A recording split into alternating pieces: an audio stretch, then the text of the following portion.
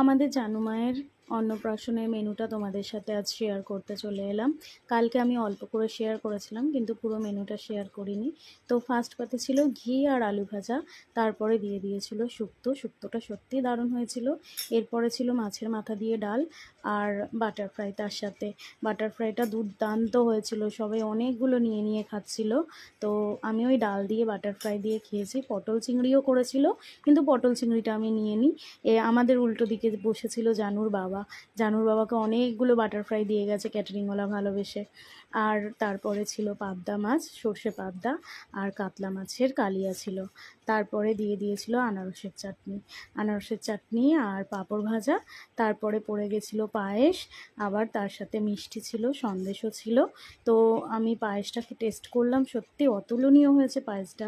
কালকে যেটা বানিয়েছিল সত্যি খুব সুন্দর বানিয়েছে। আমি আবার সন্দেশ দিয়ে মেখে ট্রাই করলাম, খুব সত্যি। এই যে নিজের মেয়ের অন্নপ্রাশনের রান্না নিজে খাচ্ছে, কেমন হয়েছে রান্না? ভীষণ ভালো, খুব ভালো হয়েছে। আমার শালী শ্রীমতী মৌসুমীদি রান্না করেছে, এত সুন্দর রান্না হয়েছে, একটু মেনু কার্ডটা দেখাও তো, বাহাতে মেনু কার্ডটা দেখাও। এই যে মেনু কার্ড,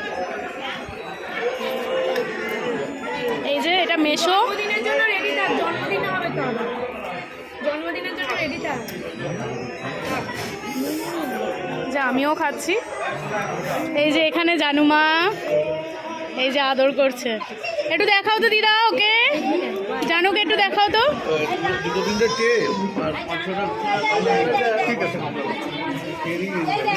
জানু জানু সোনামা,